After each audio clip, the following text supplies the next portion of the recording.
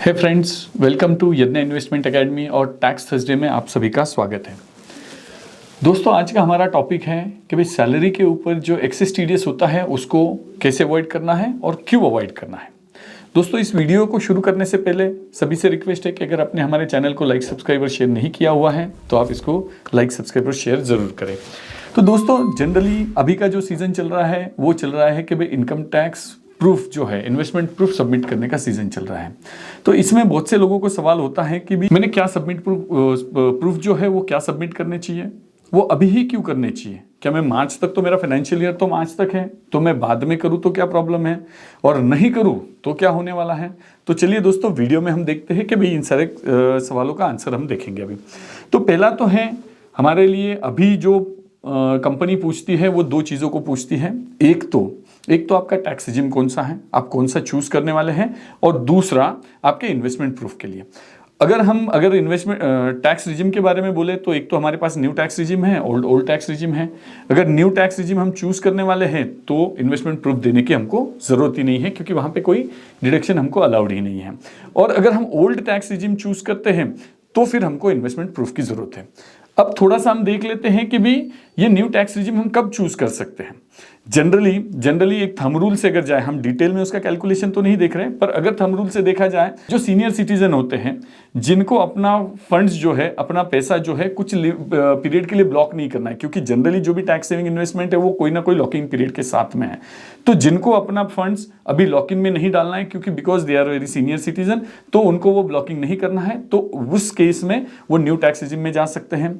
दूसरा तो है कि भाई किसी रीजन से मैं अपनी इन्वेस्टमेंट नहीं कर पाया, कोई मेडिकल रीजन हो सकता है, कोई अदर इमरजेंसी थी, घर खरीद लिया, या कुछ भी रीजन हो सकता है। तो उस कारण से मेरा पैसा तो चला गया और मेरे पास इन्वेस्टमेंट के लिए कुछ नहीं रहा, तो इस कारण से भी मैं न्यू टैक्स रिजिम में जाने का चूज कर सकता हूं। और थर्ड तो हो सकता है कि मेरा इनकम रेंज जो है वो इनकम रेंज लोअर है, lower in the sense not lower but 5 to 10 के रेंज में है, तो इसके कारण से मेरे पास में डिस्पोजेबल इनकम जो है इन्वेस्टमेंट करने के लिए उतना नहीं है, तो मैं उस केस में विदाउट इन्वेस्टमेंट रह जाता हूं और वो मुझे मे बी टैक्स इफिशिएंट हो जाता है। वी आर नॉट सेइंग कि भाई वहां पर होता ही है, बट मे बी वो टैक्स इफिशिएंट हो सकता है हमारे लिए। तो ऐसे केस में ही जनरली हम न्यू टैक्स रिजिम में जाते हैं, पर ओल्ड टैक्स रिजिम में हमारे लिए बेनिफिट्स होते हैं, इसलिए ज्यादातर लोग न्यू टैक्स रिजिम में जाते हैं। डेफिनेटली ये कॉल टैक्सेशन के ऊपर रहेगा कि भाई कितना टैक्स उसमें सेव हो रहा है। तो आगे चलते हैं दोस्तों कि भाई इसमें हमको इन्वेस्टमेंट प्रूफ में क्या सबमिट करना होता है। तो यहां पर हमको दो चीजें समझने जैसी हैं।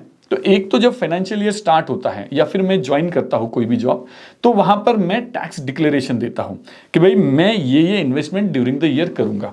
तो ये होता है at the beginning of the year, अगर मैं एग्जिस्टिंग एम्प्लॉय हूं तो, और अगर मैं न्यू एम्प्लॉय हूं तो जब ज्वाइन कर रहा हूं तब मैं ये देता हूं डिक्लेरेशन। ये डिक्लेरेशन होता है सिर्फ कि मैं ये इन्वेस्टमेंट करूंगा। उसके बाद में उसके बेसिस पर ये सारा टैक्स कैलकुलेशन होता है। पर मुझे एग्जैक्ट जो रिलीफ मिलना चाहिए, डिडक्शन का रिलीफ कब मिलता है, जब मैं इन सारे इन्वेस्टमेंट का प्रूफ सबमिट करता हूं। तो जब तक मैं प्रूफ सबमिट नहीं करता हूं तो मुझे उसका डिडक्शन का बेनिफिट नहीं मिलता है। और यही टाइम होता है कि भाई जनरली दिसंबर एंड से जनवरी एंड के बीच में, क्योंकि जनवरी, फरवरी और मार्च की सैलरी में ये जो शॉर्टफॉल है टीडीएस का, अगर किसी ने इन्वेस्टमेंट नहीं किया है तो उसको वो डिडक्ट करने के लिए अभी वो सारे इन्वेस्टमेंट प्रूफ मांगते हैं। डिक्लेरेशन तो हमने पहले ही दे चुके हैं, अब हमको प्रूफ देना होता है।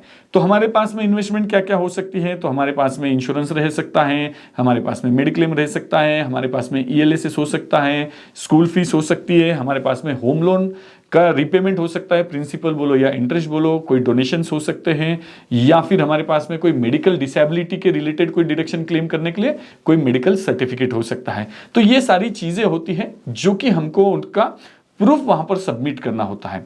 अगर हम प्रूफ सबमिट नहीं करते हैं तो उतना डिडक्शन हमको अलाउड नहीं होता है। तो हमने देख लिया कि भाई पहले डिक्लेरेशन सबमिट करता हूं मैं इनिशियल में, और बाद में मैं उसका प्रूफ सबमिट करता हूं।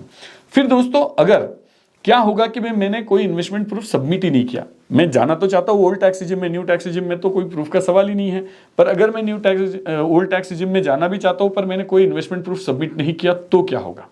तो होगा ये कि भाई हमारा जो टीडीएस अभी तक कम डिडक्ट हुआ था, तो अब कंपनी को ये क्लियर हो जाएगा कि भाई इन्होंने इन्वेस्टमेंट की नहीं है, सिर्फ डिक्लेरेशन दिया था, तो वो यहां पर टीडीएस एक्स्ट्रा डिडक्ट कर लेंगे और जिसके कारण से मुझे कम सैलरी मिलेंगी और एक्स्ट्रा टैक्स पे हो जाएगा। तो क्या ये एक्स्ट्रा टैक्स पे होना मतलब क्या मेरा पैसा चला गया, अब मुझे उसका कभी बेनिफिट नहीं मिलेगा? तो ऐसा नहीं है।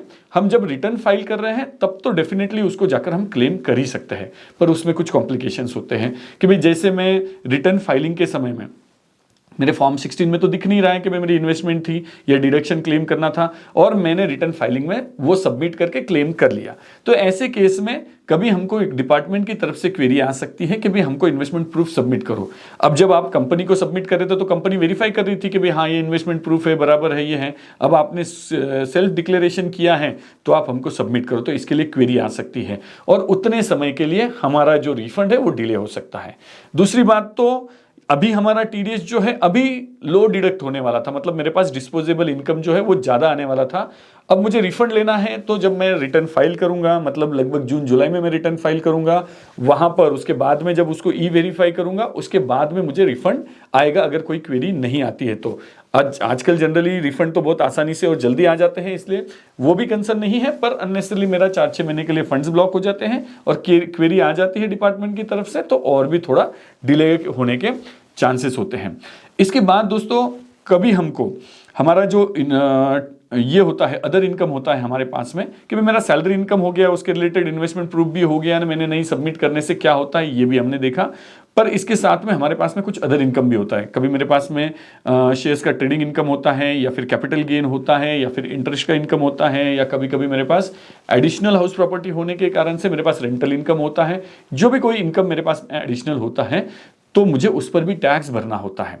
अगर मैं उसको मेरे एम्प्लॉयर के पास में डिक्लेयर कर देता हूं कि भाई मैं खुद जाकर उनको बता देता हूं कि भाई ये मेरा एडिशनल इनकम है, तो उस केस में वो उस पर भी टीडीएस डिडक्ट कर लेते हैं और मुझे एंड में जब मैं रिटर्न फाइल कर रहा हूं तो मुझे कोई एक्स्ट्रा टैक्स भी नहीं भरना पड़ेगा। अगर वो टैक्स 10,000 के ऊपर है तो मुझे उसके ऊपर इंटरेस्ट भी नहीं भरना पड़ेगा। इंटरेस्ट क्यों भरना पड़ सकता है कि भाई इंटरेस्ट ऐसा है कि भाई जो मेरे एडवांस टैक्स के ऊपर मुझे इंटरेस्ट लगता है, एडवांस टैक्स नहीं भरने से मेरा साल भर का टैक्स 10,000 के ऊपर जा रहा है और मुझे वो भरने के लिए आने वाला है 31 जुलाई को, मतलब जुलाई के रिटर्न में, और मैंने उसका अगर एडवांस टैक्स नहीं भरा हुआ है तो मुझे उस पर इंटरेस्ट भरना होता है। एडवांस टैक्स के 4 इंस्टॉलमेंट होते हैं, वहां पर मुझे वो नहीं भरने के कारण से इंटरेस्ट भरना होता है। तो मैं सुमोटो खुद होके अपना इनकम डिक्लेयर कर सकता हूं कंपनी को जाके। पर बहुत बार ऐसा कंसर्न होता है कि भाई मैं अपनी पर्सनल इनकम जो है मैं कंपनी को डिक्लेयर नहीं करना चाहता, मैं चाहता हूं कि भाई वो मेरा पर्सनल रहे। तो वैसी केस में हमने ये ध्यान रखना चाहिए कि मेरे पास में अगर कोई एडिशनल इनकम है तो वो मैंने जाकर एडवांस टैक्स के फॉर्म में उसका इनकम टैक्स भर देना चाहिए, जो जून में होता है, सितंबर में होता है, दिसंबर में होता है और मार्च में होता है। तो ऐसे चारों इंस्टॉलमेंट में मैंने उसका भरने का ध्यान रखना चाहिए। तो होप दोस्तों आपको आज का ये वीडियो पसंद आया होगा। अगर अच्छा लगा है तो लाइक, सब्सक्राइब और शेयर करना मत भूलिए। थैंक यू दोस्तों।